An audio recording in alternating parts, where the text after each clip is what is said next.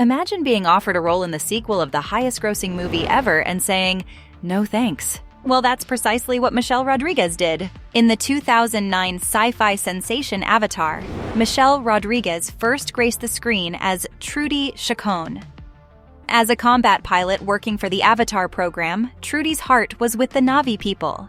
So much so that she gave her life in a heroic battle, ensuring the Na'vi could triumph against the not-so-nice humans attempting to seize control of Pandora.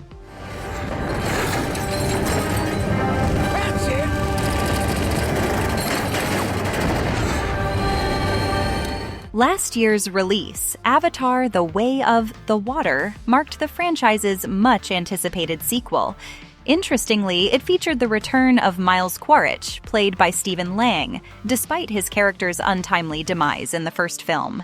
When Michelle Rodriguez caught up with Jim Cameron, he entertained the idea of her making a comeback too.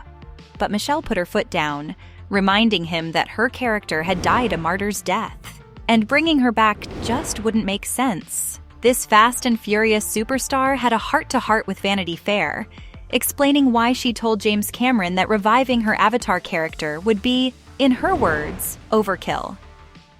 Avatar, we gonna see you in the third one? Oh, I wish, man. My death was a martyr's death. You see, Michelle's been brought back from the dead 3 times already in her career, so one more might just be pushing it. Michelle didn't hesitate to remind Cameron of her many cinematic resurrections. She pointed out, "I came back in Resident Evil, I wasn't supposed to. I came back in Machete, I wasn't supposed to.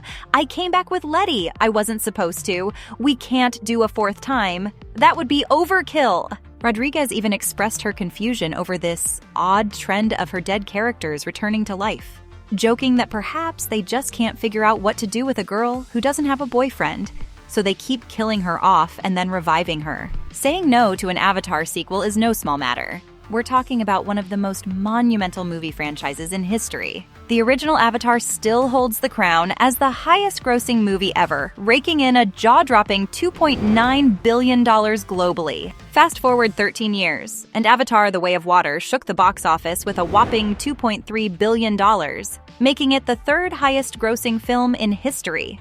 In its first 2 weeks alone, it bagged $1 billion, surpassing even Cameron's own 1997 masterpiece, Titanic. Critics loved it too, with NME giving it a glowing 4-star review, calling it a groundbreaking, visually stunning film. The Avatar universe is far from done expanding.